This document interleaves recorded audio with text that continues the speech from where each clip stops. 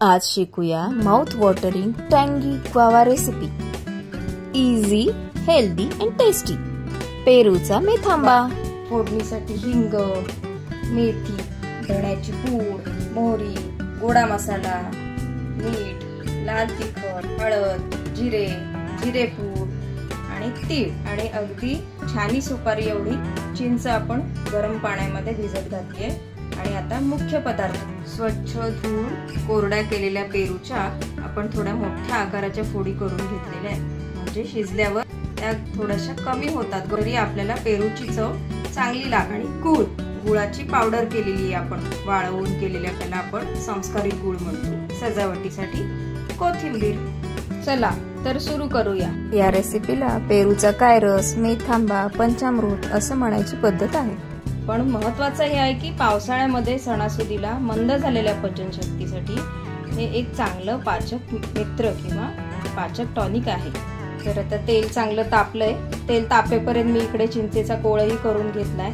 आता ह्या तापलेल्या तेलामध्ये आपण एक एक फोडणीचं साहित्य घालूया। मोहरी, जिरं,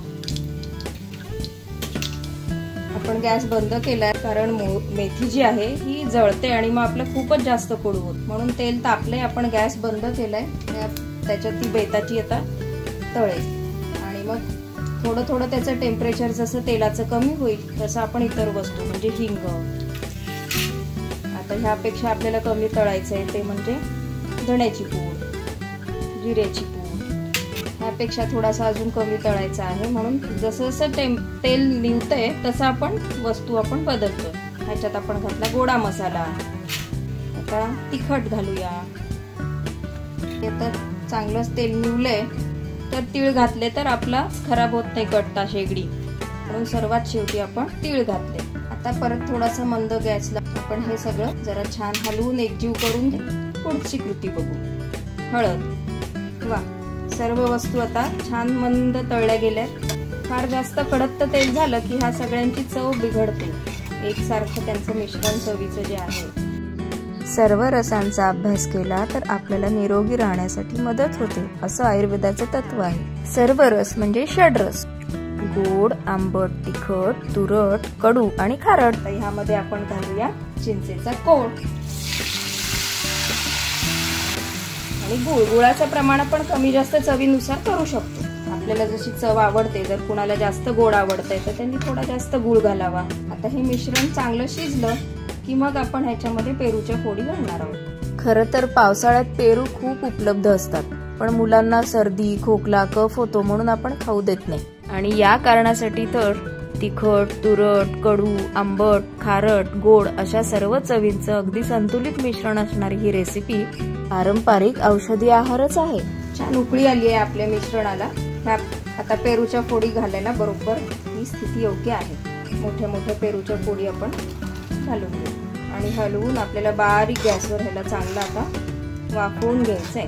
गॅस मोठा करायचा नाहीये, म्हणजे मग जो गुळ घातलाय त्याचा पाक छान फोडींमध्ये शिरेल।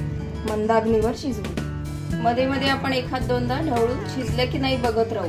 छान शिजायला लागलंय, अजून थोडंसं व्हायला हवं, बघायचं आपण जरासं, कळतं। वाव, घरभर अगदी आंबट, गोड, चटपटीत सुगंध सुटलाय। चकाकी आलीये बघा गुळाला, म्हणजे पाक बरोबर होतोय। वा, एकदम छान शिजलाय, पण आता थोडासा पातळ वाटतोय। गुळ जो आहे थंड झाला की आळतो, गुळाचा स्वभाव आहे, म्हणून आपल्याला ह्याची योग्य जी कन्सिस्टन्सी आहे नंतर कळेल। थंड झाला ना पाक की चमचा फिरवलेली जागा तशीच राहते, म्हणजे योग्य झालं मिश्रण। आता हे प्रमाण जे उरलंय ह्याच्या अंदाजाने आपल्याला मीठ घालायचंय, म्हणून आतापर्यंत मी मीठ घातलं नव्हतं। आपल्याला अंदाज येतो कारण हे मिश्रण आधी जास्त दिसतं आणि नंतर कमी होतं, मग आपला मिठाचा अंदाज चुकून आपला मेथांबा खारट होईल, म्हणून मीठ शेवटी घातलंय। आणि तयार झाली आजकालच्या भाषेत माउथ वॉटरिंग टँगी recipe. Cook healthy, stay healthy. Thanks for watching.